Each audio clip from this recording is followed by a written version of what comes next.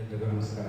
ಈ ವೇದಿಕೆಯಲ್ಲಿ ಆಸೀನರಾಗಿರ್ತಕ್ಕಂಥ ನಮ್ಮ ವಿಶ್ವವಿದ್ಯಾಲಯದ ಮಾನ್ಯ ಕುಲಪತಿಗಳೇ, ಕಾರ್ಯಕ್ರಮದ ಅಧ್ಯಕ್ಷತೆಯನ್ನು ವಹಿಸಿರ್ತಕ್ಕಂಥ ಭೈರಪ್ಪ ಸರ್, ನನ್ನ ಪ್ರೀತಿಯ ಗುರುಗಳಾದ ರಾಜೇಂದ್ರ ಕುಮಾರ್ ಸರ್, ಸ್ನೇಹಿತರಾದ ಆತ್ಮೀಯರಾದ ಸಿದ್ದರಾಮಯ್ಯ ಅವರೇ, ಮೇಡಮ್ ಕುಸುಮಾ ಅವರೇ, ಲೇಖಕರಾದ ಗೋಪಾಲ್ ಅವರೇ, ನನ್ನ ಎಲ್ಲರಿಗೂ ಕೂಡ ಮಾರ್ಗದರ್ಶನ ನೀಡ್ಕೊಳ್ತಾ ಬರ್ತಾ ಇರ್ತಕ್ಕಂಥ ವಾಸರಾಜ ಸರ್ ಅವರೇ, ಹಾಗೆ ಸತ್ಯನಾರಾಯಣ ಅವರೇ, ಕೆಂಪೇಗೌಡರೇ, ಶೇಖರ್ ರಮೇಶ್ ಅವರೇ, ಕಾರ್ಯಕ್ರಮದ ರೂವಾರಿಗಳು ಮತ್ತು ವೇದಿಕೆ ಮುಂಭಾಗದಲ್ಲಿರ್ತಕ್ಕಂಥ ಎಲ್ಲ ಗೌರವಾನ್ವಿತರಿಗೆ ಅತ್ಯಂತ ಪ್ರೀತಿಪೂರ್ವಕವಾಗಿ ವಿಶ್ವವಿದ್ಯಾಲಯದ ಪರವಾಗಿ ಅಭಿನಂದನೆಗಳು ಮತ್ತು ನಮಸ್ಕಾರಗಳನ್ನು ತಿಳಿಸ್ತಾ, ಈ ಕಾರ್ಯಕ್ರಮವನ್ನು ಆಗು ಮಾಡಿದ್ದಕ್ಕೆ ವಿಶೇಷವಾಗಿ ಎರಡು ಬಹಳ ಅಮೂಲ್ಯವಾದ ಪುಸ್ತಕಗಳನ್ನು ಕನ್ನಡದಲ್ಲಿ ಬರೆದು ಇದನ್ನು ಪ್ರಕಟಿಸಲಿಕ್ಕೆ ಕಾರಣವಾದ ಲೇಖಕರಿಗೆ, ಇದನ್ನು ಪ್ರಕಟಿಸಿದಂಥ ಪ್ರಕಾಶಕರಿಗೆ, ನಮ್ಮ ರಾಜ್ಯದ ಎಲ್ಲ ಸಮಾಜಕಾರಿ ಅಧ್ಯಾಪಕ ಮತ್ತು ವಿದ್ಯಾರ್ಥಿಗಳು, ಸಂಶೋಧನಾರ್ಥಿಗಳ ಪರವಾಗಿ ಅಭಿನಂದನೆಗಳು, ಗೌರವಪೂರ್ವಕವಾದ ನಮಸ್ಕಾರಗಳು. ತಮ್ಮೆಲ್ಲರಿಗೂ ಗೊತ್ತಿರುವ ಹಾಗೆ ಸಮಾಜಕಾರಿಯ ನಮ್ಮ ದೇಶದಲ್ಲಿ ಸಮಾಜಕಾರಿ ಶಿಕ್ಷಣ ಆಧಾರದಿಂದ ಕೂಡ ಸ್ಥಳೀಯ ಭಾಷೆಗಳಲ್ಲಿ ನಾವು ವರ್ನಾಕ್ಯುಲರ್ ಲ್ಯಾಂಗ್ವೇಜಸ್ ಅಂತ ಏನು ಕರಿತೀವಿ, ಇದರಲ್ಲಿ ಸಾಹಿತ್ಯದ ಕೊರತೆ ಇದ್ದೇ ಇದೆ. ಕಾರಣ ಏನಪ್ಪ ಅಂತಂದರೆ, ಬೇರೆ ಸಾಹಿತ್ಯಗಳ ಥರ ಯಾವುದೋ ಒಂದು ಅನುಭವದಿಂದಾಗಲಿ ಅಥವಾ ಲಭ್ಯವಿರತಕ್ಕಂಥ ಇತರ ಪುಸ್ತಕಗಳು, ಸಾಹಿತ್ಯ ಅಥವಾ ನಮ್ಮ ಸಂಸ್ಕೃತಿಯಿಂದ ಎಲ್ಲೋ ಒಂದು ಕಡೆ ಬರೆದು ತೆಗೆದುಕೊಂಡ ವಿಷಯಗಳನ್ನ ಸೋಷಿಯಲ್ ವರ್ಕ್ ಪುಸ್ತಕ ಬರೆಯೋಕ್ಕಾಗಲ್ಲ. ಯಾಕೆಂದರೆ ಮೇರಿ ನಿಂತ್ಕೊಂಡು ಅವ್ರದ್ದೊಂದು ತುಂಬ ಇಂಪಾರ್ಟೆಂಟ್ ಸ್ಟೇಟ್ಮೆಂಟ್ ಇದೆ ಸೋಷಿಯಲ್ ವರ್ಕ್ ಬಗ್ಗೆ. Social work is not A wasted flower, it is A tested body of knowledge ಅಂತ ಹೇಳ್ತೀವಿ. ಸೋಷಿಯಲ್ ವರ್ಕ್ ನಾಲೆಡ್ಜ್ ಕ್ರಿಯೇಷನ್ಗೆ ಒಂದು ಸೈಂಟಿಫಿಕ್ ಅಪ್ರೋಚ್ ಇದೆ, ಒಂದು ಸೈಂಟಿಫಿಕ್ ಪ್ರೋಸೆಸ್ ಇದೆ. ಆ ಕಾರಣಕ್ಕೆ ನಮ್ಮ ಸ್ಥಳೀಯ ಭಾಷೆಗಳಲ್ಲಿ ಭಾರತೀಯರು ನಾವು ಇದು ವೆಸ್ಟರ್ನ್ ಬಾರೋಡ್ ನಾಲೆಡ್ಜ್ ಆಗಿದ್ರು ಕೂಡ ನಮ್ಮ ನೇಟಿವಿಟಿಗೆ ಅದನ್ನು ಟ್ಯೂನ್ ಮಾಡಿಕೊಂಡು ಅದರಲ್ಲಿ ನಾಲೆಡ್ಜ್ ಕ್ರಿಯೇಷನ್ ಆಗಲಿ ಅಥವಾ ಲಿಟ್ರೇಚರ್ ಕ್ರಿಯೇಷನ್ ಆಗಲಿ ಮಾಡೋ ಪ್ರಯತ್ನವನ್ನು ತುಂಬ ಸೀರಿಯಸ್ ಆಗಿ ಇವತ್ತಿನವರೆಗೂ ಆರಂಭಿಸ್ತಾ ಇದ್ದಾರೆ ನಾವೆಲ್ಲರೂ ಕೂಡ, ಅದು ಸತ್ಯ. ಆ ಕಾರಣಕ್ಕೆ ನಮ್ಮ ವರ್ನಾಕ್ಯುಲರ್ ಲ್ಯಾಂಗ್ವೇಜಸ್ಗಳಲ್ಲಿ ಸೋಷಿಯಲ್ ವರ್ಕ್ ಲಿಟ್ರೇಚರು ಬಂದಿಲ್ಲ. ಕನ್ನಡದ ಸಂದರ್ಭದಲ್ಲಿ ಇದನ್ನು ತುಂಬ ಪ್ರಾಮುಖ್ಯವಾಗಿ ಗಮನಿಸಿದಂಥ ನಮ್ಮ ಎಲ್ಲರ ಪೂಜ್ಯ ಪ್ರೊಫೆಸರ್ ಮರುಳಸಿದ್ದೇವರು ಆ ಪ್ರಯತ್ನವನ್ನು ಮಾಡಿದರು. ಕನ್ನಡದಲ್ಲಿ ಸಮಾಜಕಾರಿಯಾದ ಸಾಹಿತ್ಯವನ್ನು ಮತ್ತು ಆಚರಣೆ ಎರಡನ್ನೂ ಕೂಡ ಜಾರಿಗೆ ತಗೊಂಡು ಬಂದರು. ವಿಶೇಷವಾಗಿ ಸೋಷಿಯಲ್ ವರ್ಕ್ ನಾಲೆಡ್ಜ್ ಕ್ರಿಯೇಷನಲ್ಲಿ ನಾನು ಯಾಕೆ ಹೇಳಿದೆ, ಒಂದು ಸೈಂಟಿಫಿಕ್ ಪ್ರೋಸೆಸ್ ಇದೆ. ಉದಾಹರಣೆಗೆ ಈ ಕೋವಿಡ್-19ಗೆ ವ್ಯಾಕ್ಸಿನ್ ಇನ್ನೂ ಬಂದಿಲ್ಲ, ಈಗ ತಾನೇ ಬರ್ತಾ ಇದೆ. ಸಡನ್ನಾಗಿ ಕಂಡುಹಿಡಿಯೋಕ್ಕಾಗಿಲ್ಲ ಅಂದರೆ ಯಾಕೆ ಅಂದರೆ ಅದು ಸೈಂಟಿಫಿಕ್ ಅಪ್ರೋಚ್ ಮತ್ತು ಪ್ರೋಸೆಸ್ ಇದೆ. ಅದೇ ರೀತಿ ಸೋಷಿಯಲ್ ವರ್ಕ್ ನಾಲೆಡ್ಜ್ ಕ್ರಿಯೇಷನ್ ಕೂಡ ಒಂದು ಅಪ್ಲಿಕೇಶನ್ ಕಾನ್ಸೆಪ್ಟ್ಸ್ ಇದೆ. ಸೊ ಈ ಪ್ರೋಸೆಸ್ ಇದೆ, ಅದು ಆದರೆ ಮಾತ್ರ ಅದು ಟೆಸ್ಟೆಡ್ ಬಾಡಿ ಆಫ್ ನಾಲೆಡ್ಜ್ ಅಂತ. ಆ ಕಾರಣಕ್ಕೆ ಇದುವರೆಗೆ ಆ ಪ್ರಯತ್ನಗಳಿಂದ ತುಂಬ ಕಷ್ಟ ಆಗಿತ್ತು. ಅದನ್ನು ಆರಂಭದ ಹಂತದ ಲೇಖಕರು ಕಳೆದ 80 ದಶಕಗಳಿಂದ ಏನು ಭಾರತೀಯರು ಇಂಗ್ಲೀಷ್ನಲ್ಲಿ ಮತ್ತು ಬೇರೆ ಬೇರೆ ಭಾಷೆಗಳಲ್ಲಿ ಸಮಾಜಕಾರಿ ಸಾಹಿತ್ಯ ಬಂದಿದೆ, ನಮಗೆಲ್ಲರಿಗೂ ಪ್ರಮುಖವಾದ ಆಧಾರ ಯಾವುದಾಗಿತ್ತು ಅಂತಂದರೆ ಸೋಷಿಯಲ್ ವರ್ಕ್ನಲ್ಲಿ ಇಂಗ್ಲೀಷ್ನಲ್ಲಿ ಲಭ್ಯವಿರತಕ್ಕಂಥ ಪುಸ್ತಕ ಮತ್ತು ಸಾಹಿತ್ಯಗಳು. 1840-50 ಆರಂಭವಾಗಿ 1920-30ರವರೆಗೆ ಅಮೆರಿಕದಲ್ಲಿ ಮತ್ತು ಯುರೋಪಿನಲ್ಲಿ ಸೋಷಿಯಲ್ ವರ್ಕ್ ಸಂಬಂಧಪಟ್ಟಂತೆ ಅನೇಕ ಪುಸ್ತಕಗಳು ಮತ್ತು ಈ ಸೋಷಿಯಲ್ ವರ್ಕ್ ನಾಲೆಡ್ಜ್ ಕ್ರಿಯೇಟ್ ಆಗಿದ್ದು ಈ ಸಂದರ್ಭದಲ್ಲಿ. ಅದರಿಂದ ಏನು ಸಾಹಿತ್ಯ ಬಂದಿತ್ತು ಅದನ್ನು ಸ್ವಲ್ಪ ನೇಟಿವ್ ಪರ್ಸ್ಪೆಕ್ಟಿವ್ ತಗೊಂಡು ಎಲ್ಲರೂ ನಾವು ರೀಪ್ರೊಡ್ಯೂಸ್ ಮಾಡಿ ಇಮಿಡಿಯೇಟ್ ನೀಡ್ ಏನಿದೆ MSW ಮತ್ತು BSW ಮತ್ತು PhD ಬೇಕಾಗಿರೋ ಇಮಿಡಿಯೇಟ್ ನೀಡನ್ನು ಮಾತ್ರ ಫುಲ್ಫಿಲ್ ಮಾಡ್ಕೊಂಡಿದ್ದೀವಿ ಇವತ್ತಿನವರೆಗೆ ಕೂಡ.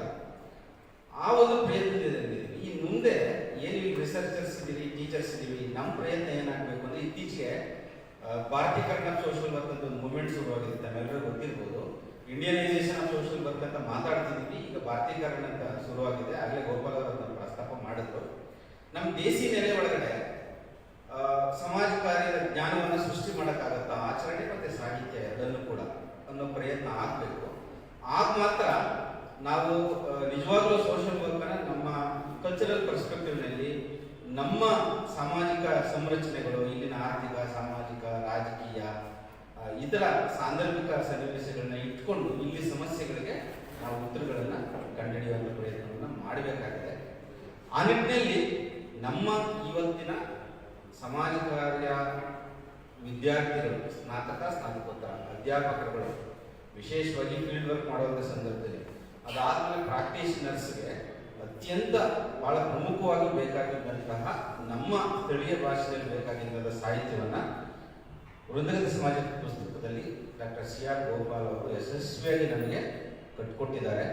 ಅವರಿಗೆ ಮತ್ತೊಮ್ಮೆ ನಾನು ಅಭಿನಂದನೆಗಳನ್ನು ಹೇಳ್ತೇನೆ. ನಾನು ಮೊದಲೇ ಹೇಳಿದಾಗೆ ಅವರು ಬಹಳ ಪ್ರಮುಖವಾಗಿ ನಾನು ಈ ಪುಸ್ತಕವನ್ನು ಮುನ್ನುಡಿ ಬರೆಯುವಂಥ ಅವಕಾಶವನ್ನು ರಮೇಶ್ ಅವರು ಮತ್ತು ಲೇಖಕರು ಕೊಟ್ಟಿದ್ದರು. ಸಂಪೂರ್ಣವಾಗಿ ಈ ಪುಸ್ತಕವನ್ನು ನಾನು ಓದಿದ್ದೇನೆ. ನಾನು ಕೂಡ ಸುಮಾರು 15 ವರ್ಷಗಳ ಕಾಲ ಗ್ರೂಪ್ ವರ್ಕನ್ನು ಪಾಠ ಮಾಡಿದ್ದೀನಿ ಯೂನಿವರ್ಸಿಟಿನಲ್ಲಿ. ಈ ಪುಸ್ತಕದಲ್ಲೂ ಕೂಡ ನಾನು ಆಗಲೇ ಹೇಳಿದಾಗೆ ಗೋಪಾಲ್ ಅವರು ನಮ್ಮ ನೇಟಿವ್ ಪರ್ಸ್ಪೆಕ್ಟಿವ್ನ ಕೆಲವು ಅನುಭವಗಳನ್ನು ಸೇರಿಸೋ ಪ್ರಯತ್ನ ಮಾಡಿದ್ರು ಕೂಡ ಲಾರ್ಜ್ಲಿ ಟ್ರಕ್ಕರ್ ಮತ್ತು ಕೊನಾಪ್ ಪುಸ್ತಕ ಏನು ವೆಸ್ಟರ್ನ್ ಕಾನ್ಸೆಪ್ಟ್ನಲ್ಲಿ ಎವಾಲ್ವ್ ಆಗಿತ್ತೋ ಅದನ್ನು ನಮ್ಮ ಕನ್ನಡಕ್ಕೆ ನಮ್ಮ ಸಾಧ್ಯವಾದಷ್ಟು ಕನ್ನಡ ಭಾಷೆಯಲ್ಲಿ ನಮ್ಮ ಸ್ಥಳೀಯ ಸಂಸ್ಕೃತಿ ಆಚಾರ ವಿಚಾರಗಳಿಗೆ ಅನುಗುಣವಾಗಿ ವಿದ್ಯಾರ್ಥಿಗಳಿಗೆ ಕೊಡುವಂಥ ಬಹಳ ಪ್ರಾಮಾಣಿಕ ಪ್ರಯತ್ನವನ್ನು ಮಾಡಿ ಅದರಲ್ಲಿ ಯಶಸ್ಸನ್ನು ಕೂಡ ಕಂಡಿದ್ದಾರೆ. 13 ಅಧ್ಯಾಯಗಳಿದೆ. ತಮ್ಮೆಲ್ಲರಿಗೂ ಗೊತ್ತಿರುವಾಗೆ ಸೋಷಿಯಲ್ ವರ್ಕ್ಗೆ ಅದರದೇ ಆದಂಥ ಒಂದು ಪ್ರೋಸೆಸ್ ಇದೆ. ನಾವು ಸೋಷಿಯಲ್ ವರ್ಕ್ ಮಾಡುವಾಗ ಕೇಸ್ ವರ್ಕ್ ಇರಲಿ, ಗ್ರೂಪ್ ವರ್ಕ್ ಇರಲಿ, ಕಮ್ಯುನಿಟಿ ಆರ್ಗನೈಸೇಷನ್ ಇಲ್ಲ ಅಥವಾ ಈ ಥರ 3 ಮೆಥಡ್ ಇರಲಿ, ಒಂದು ಪ್ರೋಸೆಸ್ ಇದೆ. ಆ ಪ್ರೋಸೆಸ್ ಇಂಟೇಕಿಂದ ಹಿಡಿದು ಟರ್ಮಿನೇಷನ್ವರೆಗೆ ಏನು ಪ್ರೋಸೆಸ್ ಇದೆಯಲ್ಲ ಅದೇ ಪ್ರೋಸೆಸ್ಸನ್ನು ಈ ಗ್ರೂಪ್ ವರ್ಕ್ನಲ್ಲಿ ಕಟ್ಕೊಟ್ಟಿದ್ದಾರೆ. ಆರಂಭದಲ್ಲಿ ಸೋಷಿಯಲ್ ವರ್ಕ್ನ ಒಂದು ಜನರಲ್ ಕಾನ್ಸೆಪ್ಟ್ಸ್ಗಳನ್ನು ಸ್ವಲ್ಪ ಇಂಡಿಯನ್ ಪರ್ಸ್ಪೆಕ್ಟಿವ್ನಲ್ಲಿ ಮತ್ತು ವೆಸ್ಟರ್ನ್ ಕಾನ್ಸೆಪ್ಟ್ಸ್ಗಳನ್ನ ತೆಗೆದುಕೊಂಡು ಸೋಷಿಯಲ್ ವರ್ಕ್ ಮೆಥಡ್ಸ್ಗಳಿಗೆ ಅದರೊಳಗಡೆ ಇರೋ ಇಂಟರ್ ಡಿಪೆಂಡೆನ್ಸಿ, ಇಂಟರ್ ರಿಲೇಷನ್ಶಿಪ್ ಅನ್ನು ಕೂಡ ಬಹಳ ಚೆನ್ನಾಗಿ ಈ ಪುಸ್ತಕದಲ್ಲಿ ಆರಂಭದ ಮೊದಲ ಅಧ್ಯಾಯದಲ್ಲಿ ಕಟ್ಟಿಕೊಟ್ಟಿದ್ದಾರೆ. ಫಸ್ಟ್ ಸೆಮಿಸ್ಟರ್ ಇರುತ್ತೆ ಸಾಮಾನ್ಯವಾಗಿ social group work, case work ಮತ್ತು ಗ್ರೂಪ್ ವರ್ಕ್. ಆ ಫಸ್ಟ್ ಸೆಮಿಸ್ಟರಲ್ಲಿ ಮಕ್ಕಳಿಗೆ ಸೋಷಿಯಲ್ ವರ್ಕ್ ಅಂದರೆ ಏನು ಅಂತ ಹೇಳ್ಕೊಡೋದೇ ನಮ್ಗೆ ದೊಡ್ಡ ಸವಾಲು. ಆ ಸವಾಲನ್ನು ನಾವು ಕ್ಲಾಸ್ ಪಾಠ ಮಾಡಿದಾಗ ಈ ಪುಸ್ತಕದಲ್ಲಿರೋ ಮೊದಲನೇ ಚಾಪ್ಟರ್ ಓದಿದಾಗ ಖಂಡಿತವಾಗ್ಲೂ ಕೂಡ ಅದು ವಿದ್ಯಾರ್ಥಿಗಳಿಗೆ ಸರಳವಾಗಿ ಅರ್ಥ ಮಾಡಿಸಿಕೊಳ್ಳುವಂಥ ಒಂದು ಪ್ರಯತ್ನವನ್ನು, ಒಂದು ಮಾರ್ಗದರ್ಶಿಯನ್ನು ನೀಡುವಂಥ ಪ್ರಯತ್ನವನ್ನು ಮೊದಲನೇ ಚಾಪ್ಟರ್ ಲೇಖಕರು ಮಾಡಿದರೆ ಖಂಡಿತವಾಗಿ ವಿದ್ಯಾರ್ಥಿಗಳಿಗೆ ಅವರ ಭವಿಷ್ಯಕ್ಕೆ ಸಮಾಜ ಕಾರ್ಯವನ್ನು ಅರ್ಥ ಮಾಡ್ಕೊಳ್ಳೋದಕ್ಕೆ ಮತ್ತು ಅದರಲ್ಲಿ ವಿಧಾನಗಳ ಅಗತ್ಯತೆ ಯಾಕಿದೆ, ಆ ವಿಧಾನಗಳನ್ನು ಆಚರಣೆ ಮಾಡುವಂಥ ಕ್ರಮ ಹೇಗೆ ಅನ್ನೋದನ್ನು ಅರ್ಥ ಮಾಡಿಸೋದ್ರಲ್ಲಿ ಪುಸ್ತಕ ಮೊದಲ ಅಧ್ಯಾಯ ಯಶಸ್ವಿಯಾಗಿದೆ. 2ನೇ ಚಾಪ್ಟರಲ್ಲಿ ಅವರು ಸೋಷಿಯಲ್ ಗ್ರೂಪ್ ವರ್ಕ್ ಬಗ್ಗೆ ಕಾನ್ಸೆಪ್ಚುಯಲ್ ಫ್ರೇಮ್ ವರ್ಕ್ ಅನ್ನ ಒಳಗಡೆ ಅರ್ಥ ಮಾಡಿಸೋಕೆ ಅಂತ ಪ್ರಯತ್ನ ಮಾಡಿದ್ದಾರೆ. ಖಂಡಿತವಾಗ್ಲೂ ಕೂಡ ಅದು ಕೂಡ ನಮ್ಮ ಎಲ್ಲ ವಿದ್ಯಾರ್ಥಿಗಳಿಗೆ ಸಹಕಾರಿಯಾಗಿದೆ. ಗ್ರೂಪ್ ವರ್ಕ್ ಹೇಗೆ ಅಂತಂದ್ರೆ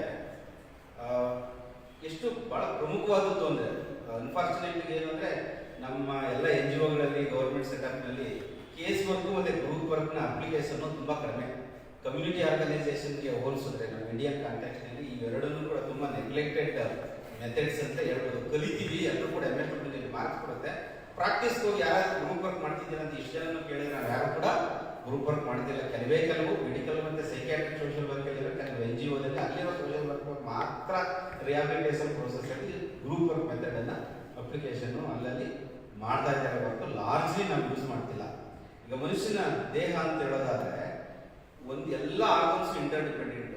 ಕಣ್ಣಿಗೆ ಇಂಡಿಪೆಂಡೆಂಟ್ ರೆಸ್ಪಾನ್ಸಿಬಿಲಿಟಿ ಇದ್ರೂ ಕೂಡ ಬೇರೆ ಆರ್ಗನ್ ಸಹಾಯ ಇಲ್ಲದೆ ಅದು ಫಂಕ್ಷನಿಂಗ್ ಮಾಡೋಕ್ಕಾಗಲ್ಲ. ಸೊಸೈಟಿಲಿ ನಾವು ಒಂದು ಇಂಡಿವಿಜುವಲ್ ಪರ್ಸನ್ ಕೂಡ ಅಷ್ಟೇ. ನಂದು ವೆಬ್ ಆಫ್ ರಿಲೇಶನ್ಶಿಪ್ ಅಂತ ಅದನ್ನೇ ಹೇಳೋದು. ಫ್ಯಾಮಿಲಿ, ಕಮ್ಯುನಿಟಿ, ನೈಬರ್ಸು, ಕಲೀಗ್ಸು ಎಲ್ಲರ ಜೊತೆನಲ್ಲೂ ನಮ್ಮದು ಇಂಟರ್ ಡಿಪೆಂಡೆಂಟ್ ಲೈಫು. ಬೇರೆಯವ್ರಿಗೆ ತೊಂದರೆ ಆದರೆ ಅದು ನನ್ನ ಮೇಲೆ ನೇರವಾಗಿ ಪರಿಣಾಮ ಬೀರುತ್ತೆ. ಹಾಗಾಗಿ ಈ ರಿಲೇಶನ್ಶಿಪ್ ಏನು ಆರ್ಗನ್ಸ್ ಹೇಗೆ ಒಂದೊಂದು ಇಂಟರ್ ಡಿಪೆಂಡೆಂಟ್ ಆಗುತ್ತೆ, ನಮ್ಮ ಲೈಫು ಅಷ್ಟೇ. ಹಾಗಾಗಿ ಸರ್ ಆಗಲೇ ಹೇಳ್ತಿದ್ರು, ಏನಾಗ ನಾವು ಸೃಷ್ಟಿ ಮಾಡ್ಕೊಳ್ಳೋ ಸಮಸ್ಯೆ ಇದೆಯಲ್ಲ ಕುಟುಂಬದಲ್ಲಿ, ನಮ್ಮ ಕಲೀಗ್ಸ್ ಒಳಗಡೆ ಅಥವಾ ನಮ್ಮ ಬಿಯರ್ ಗ್ರೂಪ್ನಲ್ಲಿ, ಹೀಗೆ ಬೇರೆ ಬೇರೆ ನನ್ನ ವೃಂದ ಜೀವನದಲ್ಲಿ ನನಗೆ ಬರುವಂಥ ಸಮಸ್ಯೆಗಳನ್ನು ತುಂಬ ಪರಿಣಾಮಕಾರಿಯಾಗಿ ಒಬ್ಬ ಸೋಷಿಯಲ್ ವರ್ಕರು ಅದನ್ನು ಬಗೆಹರಿಸಬೇಕಾದ್ರೆ ಈ ಗ್ರೂಪ್ ಅಪ್ರೋಚ್ ಏನಿದೆಯಲ್ಲ, ವೃಂದದ ಮೂಲಕ ಚಿಕಿತ್ಸೆ ಕೊಡೋ ಕ್ರಮ ಇದೆಯಲ್ಲ, ಅಥವಾ ವ್ಯಕ್ತಿಯನ್ನು ಪರಿವರ್ತನೆ ಅಥವಾ ವ್ಯಕ್ತಿಯ ಸಮಸ್ಯೆಯನ್ನು ಮಾಡೋ ಕ್ರಮ ಇದೆಯಲ್ಲ, ಅತ್ಯಂತ ಪರಿಣಾಮಕಾರಿ ಮತ್ತೆ ಸಸ್ಟೈನಬಲ್ ಇದೆ. ಜೀವನ ಪೂರ್ತಿ ಉಳ್ಕೊಳ್ಳುವಂಥ ಒಂದು ಕೌಶಲ್ಯ, ಜ್ಞಾನ ಆ ವ್ಯಕ್ತಿ ಒಳಗಡೆ ಹೋಗುತ್ತೆ. ಸೊ ಹಾಗಾಗಿ ಆ ಗ್ರೂಪ್ ವರ್ಕ್ ಅನ್ನ 2ನೇ ಚಾಪ್ಟರ್ ಅಲ್ಲಿ ಗೋಪಾಲ್ ಸರ್ ಪರಿಚಯ ಮಾಡ್ಕೊಳ್ತಾರೆ. ಇದ್ರ ಪ್ರಾಮುಖ್ಯತೆ ಏಕೆ, ಸೋಷಿಯಲ್ ವರ್ಕರು ಈ ಮೆಥಡ್ ಅನ್ನು ಉಪಯೋಗಿಸ್ಕೊಂಡು ಎಷ್ಟು ಚೆನ್ನಾಗಿ ಒಬ್ಬ ವ್ಯಕ್ತಿಯ ಸಮಸ್ಯೆಗಳನ್ನು ಬಗೆಹರಿಸಬಹುದು ವೃಂದದ ಸನ್ನಿವೇಶದಲ್ಲಿ.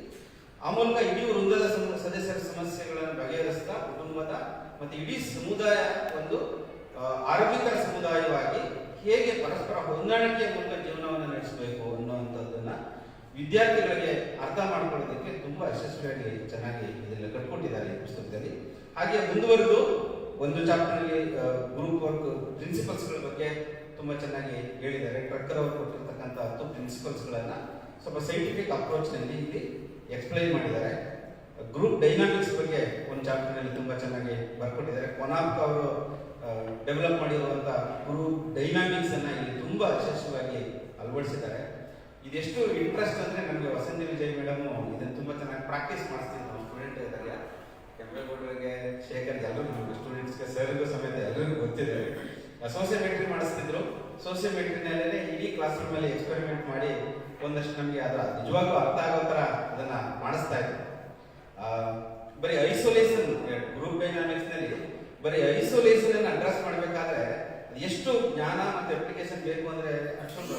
Isolation, neglected isolation, rejected isolation difference ಒಂದಕ್ಕೂ ಏನು ರೀಸನ್ಸ್, ಯಾವುದೇ ನೆಗ್ಲೆಕ್ಟೆಡ್ ಐಸೋಲೇಷನ್ ಟ್ರೀಟ್ ಮಾಡಬೇಕಾದ್ರೆ ಎಷ್ಟು ಸೈಂಟಿಫಿಕ್ ಅಪ್ರೋಚ್ ನಾವು ಅಪ್ಲೈ ಮಾಡಬೇಕು. ಆಸ್ ಎ ಸೋಷಿಯಲ್ ವರ್ಕರ್ ನನ್ನ ಪರ್ಸನಾಲಿಟಿ ಹೇಗಿರಬೇಕು, ಅದು ಹೇಗೆ ಅರ್ಥ ಮಾಡ್ಕೊಳ್ಬೇಕು ಅನ್ನೋ ಸನ್ನಿವೇಶಗಳಿದೆಯಲ್ಲ ತುಂಬಾ ಚಾಲೆಂಜಿಂಗ್ ಮತ್ತೆ ಅಷ್ಟೇ ತುಂಬಾ ಆಸಕ್ತಿ ಆಗುತ್ತೆ. ಅದನ್ನು ಅಚೀವ್ ಮಾಡಿದಾಗ ನಮಗೆ ತುಂಬಾ ಅನುಕೂಲ ಆಗುತ್ತೆ. ನಾನು ಆರಂಭದಲ್ಲಿ ಗ್ರೂಪ್ ವರ್ಕ್ ಸ್ಟಾರ್ಟ್ ಮಾಡಿದಾಗ ವಸಂತಿ ಮೇಡಮ್ ನನಗೆ ಡೈರೆಕ್ಟ್ ಕ್ಲಾಸ್ ಮಾಡಕ್ಕೆ ಬಿಡ್ತಿರ್ಲಿಲ್ಲ. ಇದು ನೀನು ಡೈರೆಕ್ಟ್ ಓದ್ಕೊಂಡು ಕ್ಲಾಸ್ ಮಾಡೋದಲ್ಲ ಅಂದ್ಬಿಟ್ಟು ಸ್ಟೂಡೆಂಟ್ ಜೊತೆಲಿ ಗೌರಿಪಳ್ಳಿಯ ಒಂದು ಶಾಲೆಯಲ್ಲಿ ಗ್ರೂಪ್ ವರ್ಕ್ ಜೊತೆ ನಾನು ಕೂಡ ಪ್ರಾಕ್ಟೀಸ್ ಮಾಡಕ್ಕೆ ನನಗೆ ಹಾಕೋದು.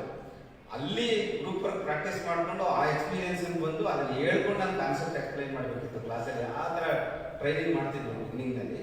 ಹಾಗಾಗಿ ಇದಕ್ಕೊಂದು ಟ್ರೈನಿಂಗ್ ಬೇಕೇ ಬೇಕು. ಕ್ಲಾಸ್ ಮಾಡಬೇಕಾಗಿ ಓದಿದ್ರು ಕೂಡ ಸುಲಭ ಅರ್ಥ ಆಗಲ್ಲ, ಪ್ರಾಕ್ಟೀಸ್ ಮಾಡಿದ್ರೆ ಮಾತ್ರ ಅರ್ಥ ಆಗುತ್ತೆ social work knowledge. So practice ಮತ್ತು ಥಿಯರಿ ಎರಡು ಹ್ಯಾಂಡ್ ಇನ್ ಹ್ಯಾಂಡ್ ಹೋದಾಗಲೇ ಇದು ನಮಗೆ ಅರ್ಥ ಆಗೋದು ಮತ್ತು ಇದನ್ನು ಗ್ರಹಿಸೋದಕ್ಕೆ ಸಾಧ್ಯ ಆಗೋದು. ಖಂಡಿತವಾಗಿ ಗ್ರೂಪ್ ಡೈನಾಮಿಕ್ಸ್ ಚಾಪ್ಟರ್ ಮತ್ತೆ ಅದಾದ್ಮೇಲೆ ರೋಲ್ಸ್ ಆಫ್ ಗ್ರೂಪ್ ವರ್ಕರ್ ಒಂದು ಚಾಪ್ಟರ್ ತುಂಬಾ ಚೆನ್ನಾಗಿ ಮಾಡ್ಕೊಂಡಿದ್ದಾರೆ. ಮತ್ತೆ ಈ ಗ್ರೂಪ್ ವರ್ಕ್ನ ಒಂದು ಥಿಯರಿಟಿಕಲ್ ಫ್ರೇಮ್ ವರ್ಕ್ ಅನ್ನ ಬೇರೆ ಬೇರೆ ಯಾವ ರೀತಿ ಗ್ರೂಪ್ ವರ್ಕ್ ಮೆಥಡ್ ಮೇಲೆ ಯಾವ ಸಿದ್ಧಾಂತಗಳು ಥಿಯರಿಟಿಕಲ್ ಥಿಯರೀಸ್ ಇದ್ರ ಮೇಲೆ ಇನ್ಫ್ಲೂಯೆನ್ಸ್ ಆಗಿದೆ, ಯಾವ ಮಾಡೆಲ್ಸ್ಗಳು ಇದಕ್ಕೆ ರಿಲೇಟೆಡ್ ಆಗಿದ್ದಾವೆ ಅನ್ನುವಂಥ ಚಾಪ್ಟರ್ಗಳನ್ನು ಕೂಡ ತುಂಬಾ ಚೆನ್ನಾಗಿ ಬರೆದಿದ್ದಾರೆ. ಅದ್ರ ಜೊತೆಗೆ application of social group work in different settings ಅಂತ ಸೈಕ್ಯಾಟ್ರಿಕ್ ಸೆಟ್ಟಿಂಗ್ನಲ್ಲಿ, ಮೆಡಿಕಲ್ ಸೆಟ್ಟಿಂಗ್ನಲ್ಲಿ, ಕಮ್ಯುನಿಟಿನಲ್ಲಿ, ಕರೆಕ್ಷನಲ್ ಇನ್ಸ್ಟಿಟ್ಯೂಷನ್ಸ್ಗಳಲ್ಲಿ ಗ್ರೂಪ್ ವರ್ಕ್ ಮೆಥಡನ್ನು ಅಪ್ಲೈ ಮಾಡಿ ಹೇಗೆ ಮಾಡಬೇಕು, ಆ ಪ್ರೋಸೆಸ್ ಹೇಗಿರಬೇಕು ಅನ್ನುವಂಥ ಎಲ್ಲ ಕಾನ್ಸೆಪ್ಚುಯಲ್ ಫ್ರೇಮ್ ವರ್ಕಿಂದ ಹಿಡಿದು ಪ್ರೋಸೆಸ್ ಮತ್ತು ಅಪ್ಲಿಕೇಶನ್ ಕಾಂಪೋನೆಂಟು ಮತ್ತು ಅಲ್ಲಿ ಬರುವಂಥ ಚಾಲೆಂಜಸ್ ಇದನ್ನೆಲ್ಲನೂ ಕೂಡ ತುಂಬ ವಿವರವಾಗಿ ವಿದ್ಯಾರ್ಥಿಗಳಿಗೆ ಕಟ್ಕೊಟ್ಟಿದ್ದಾರೆ. ಖಂಡಿತವಾಗ್ಲೂ ಕೂಡ ಈ ಸಂದರ್ಭದಲ್ಲಿ ಸಮಕಾಲೀನ ಸಂದರ್ಭದಲ್ಲಿ ನಮ್ಮ ಎಲ್ಲ ಸ್ನಾತಕೋತ್ತರ ಮತ್ತು ಸ್ನಾತಕ ವಿಭಾಗಗಳಲ್ಲಿ ವಿಶೇಷವಾಗಿ BSW ಡಿಪಾರ್ಟ್ಮೆಂಟ್ಗಳಿಗೆ ಹೋದಾಗ ಅವ್ರ ಪೇರೆಂಟ್ಸ್ ಮತ್ತು ಸ್ಟೂಡೆಂಟ್ಸ್ ಹೇಳೋದೇನು ಅಂತಂದರೆ, BSW ಸ್ಟೂಡೆಂಟ್ಸ್ಗೆ ಕನ್ನಡದಲ್ಲಿ ಪುಸ್ತಕ ಇಲ್ಲ, ಹಾಗಾಗಿ ನಮ್ಮ ಮಕ್ಕಳನ್ನು ಸೇರಿಸಲಿಕ್ಕೆ ನಮಗೆ ಭಯ ಆಗುತ್ತೆ, ಕಾನ್ಫಿಡೆಂಟ್ ಇಲ್ಲ ನಾವು ಅಂತ ಹೇಳ್ತಾರೆ. ಮಕ್ಕಳು ಸೇರೋದಕ್ಕೂ ಅದೇ ಸಮಸ್ಯೆ. ಹಾಗಾಗಿ ನಾನು ಈ ಪ್ರಯತ್ನ ಇದೆಯಲ್ಲ ಅತ್ಯಂತ ಇವತ್ತಿನ ಕಾಲಕ್ಕೆ ತುಂಬ ಅಮೂಲ್ಯವಾದ ಪ್ರಯತ್ನ. ರಮೇಶ್ ಅವರದು ಮತ್ತು ಗೋಪಾಲ್ ಅವರದು ಮತ್ತು ಇನ್ನೂ ತುಂಬ ಜನ ಲೇಖಕರು ಈ ವಾತಾವರಣದಿಂದ ಪ್ರೇರಣೆಯಾಗಿ ತುಂಬ ಜನ ಬರೀತಾ ಇದ್ದಾರೆ.